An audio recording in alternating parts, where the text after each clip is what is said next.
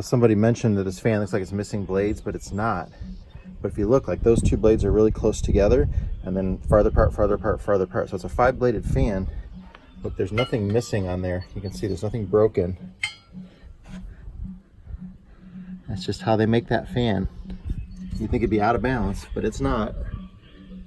3 blades are further apart, 2 are close together, and then big spaces between them. Very bizarre, huh?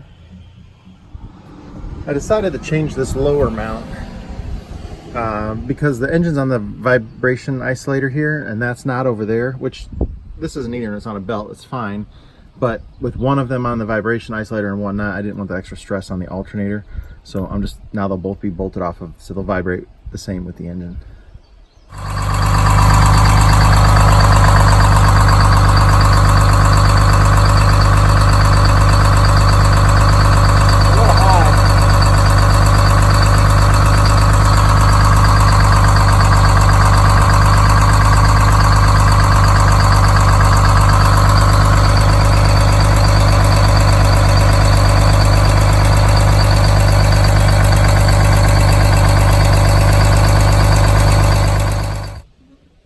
Gonna start it and turn the wheel left, right, make sure the power steering pump is good on there still.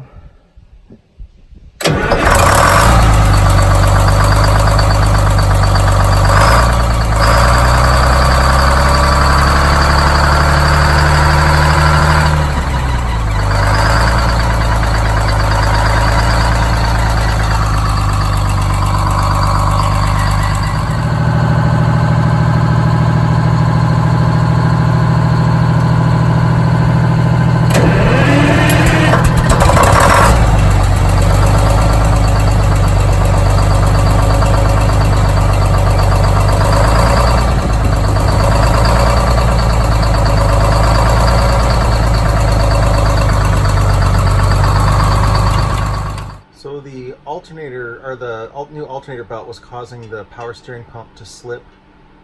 We just couldn't get it tight enough, so we ended up taking that off and go getting a belt that was 2 inches shorter. That allowed us to do a tightening adjustment enough where it did that. So then once we redid it, it worked real well. So the power steering was working good, the alternator was kicking out some good voltage. Everything seemed to be great with that. So that was good that we got that all done. I hope you enjoy the little symphony here that we're getting ready to do. That was just something we were playing around with, the 3 different 671s running at once. I thought it'd sound pretty cool. We were just having fun, goofing around. And I'll throw it in again at the end so you can hear it twice.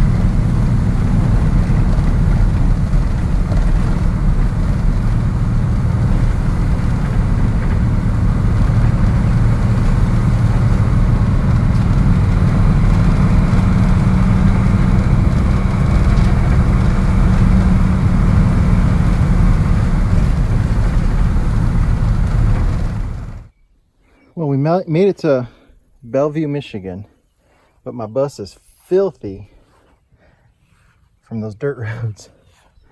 So rain plus dirt roads make muddy bus.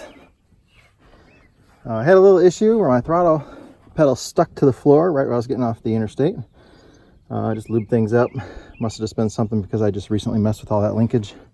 It didn't like something. But there's what we're going to be working on, this Eagle. And we're going to put airbags on it. It has the Torch Elastic suspension on it. Last year we adjusted it and it brought it up some, but not as far as it should have. And then now it's so bad that the body was rubbing on the tires. It's on jacks right now, that's why it looks good, but if the jacks weren't there, it'd be hunched over onto the tires. So we're going to add airbags on top of the suspension there on the Eagle. That's the big job for this week. I got that sticky throttle pedal, that situation fixed. I just lubed all the linkages up and it's fine now. There's no hesitation on anything.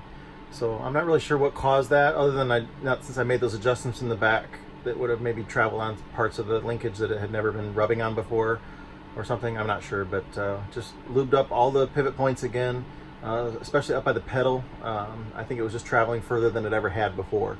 So anyways, I got that fixed. Don't have to worry about that anymore. Thank goodness. That was pretty freaky, you know, going to, luckily it's a manual, so I was pushing the clutch, but when it didn't return, I was like, oh no. So tomorrow it'll be a busy day. We're gonna start 9 o'clock in the morning. Hopefully get some good videos for some guys with Eagles that are looking to add airbags to their bus if they've got the worn out Torch Elastic suspension. It's very expensive. They're like $5,000 to $10,000 to replace that suspension if you can find them, and for both sides, not just one. And it's almost impossible to find them anymore, and it's just so hard and labor intensive. So airbags is just the easiest way to go, least expensive route, and it'll have nearly as good of a result.